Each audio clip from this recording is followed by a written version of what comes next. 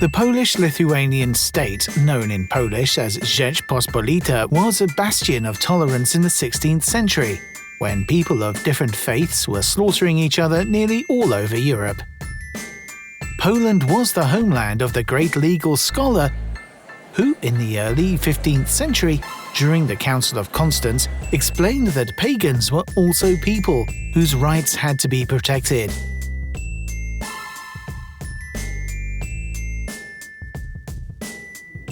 The Rzeczpospolita was the first Catholic state to have a large Orthodox community within its borders. The Orthodox did not enjoy all the favors Catholics did, but the rights of the nobility from both faiths were quickly made equal. In 1596, there was a fusion between the Orthodox Church and the Roman Catholic Church in the Rzeczpospolita.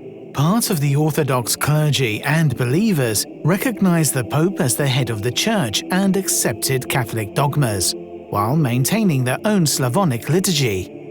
Not all of the Orthodox wanted to be part of the new religious union. However, the fact that Orthodox boyars fled to Poland from lands taken by Russia, where Orthodoxy was the state religion, testifies to their attitude towards the Rzeczpospolita. It was the Rzeczpospolita's king who accepted homage from a Lutheran prince, and thereby acknowledged him. In Western Europe, such coexistence of Catholics and Protestants would become possible not until 120 years later. It was the ruler of the Rzeczpospolita who first concluded a treaty of everlasting peace with a non-Christian country, namely Turkey. This too was condemned elsewhere in Europe, as at the time other Christian countries concluded peace treaties with the Ottoman Empire only for a limited period. Moreover, for long generations, the Polish-Lithuanian nobility genuinely admired the Turks, with fashion trends being adopted from Istanbul rather than Paris. Terrible heresies were permitted in the Rzeczpospolita. For example, a certain priest tenaciously claimed that the earth spins around the sun, and not vice versa. In Germany or Italy, one would be burned at the stake at once for such blasphemies.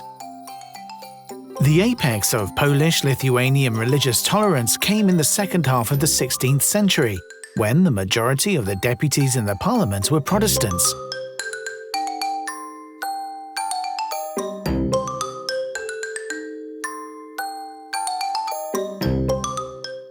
It was again in the Rzeczpospolita that all religious faiths were first proclaimed equal, 25 years before France's famous Edict of Nantes of 1598, which also proclaimed freedom of religion. In 2003, the Warsaw Confederation of 1573 was added to UNESCO's Memory of the World program, as one of the most important documents in world history. Even when the Catholic Church started to dominate again, throngs of religious dissenters continued to come here from various parts of the world. The Rzeczpospolita in the 16th and 17th centuries played the role America took in the 19th and 20th centuries.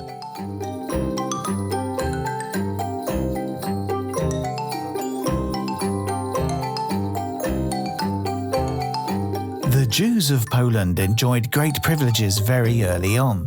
The Statute of Kalisz of 1264 guaranteed Jews their own courts, along with special courts for matters involving both Jews and Christians. That 13th century statute, reconfirmed over the next centuries by successive Polish kings, also guaranteed Jews their personal freedom and security, including freedom of religion, travel, and commerce. The great champion of Poland's Jews was King Kazimierz III the Great, who reigned between 1333 and 1370. In 1334, Kazimierz removed the Jewish community from the jurisdiction of Magdeburg law and made them subject to royal courts. This led to the mass influx of Jewish immigrants to Poland.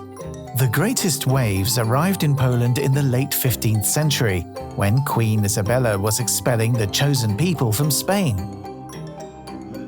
In the Rzeczpospolita, the Jews even had their own parliament. So it is no accident that in Poland and Lithuania, Jewish religious life thrived.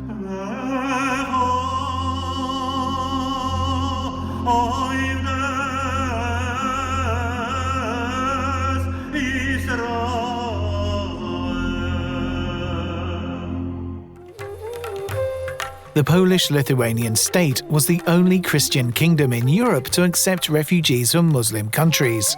And they integrated wonderfully, even though there were no special programs. The Polish Tatars were free people who, in return for the land given to them, were obliged to perform military service.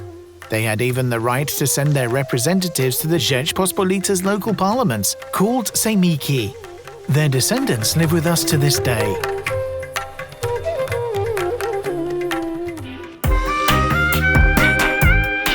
Only once did it happen that an entire religious group was expelled from the country. This concerned the Polish Brethren, Aryans accused of collaboration with the Swedes during the mid-17th century war between the two countries. However, even this sad circumstance positively influenced the world's development. The writings of Polish Aryans imbued with Old Polish tolerance went on to inspire the authors of modern liberalism, including John Locke. Another was Thomas Jefferson, who once said, "I learned tolerance from the Polish Aryans." Thus did the spirit of Polish religious freedom go out into the world.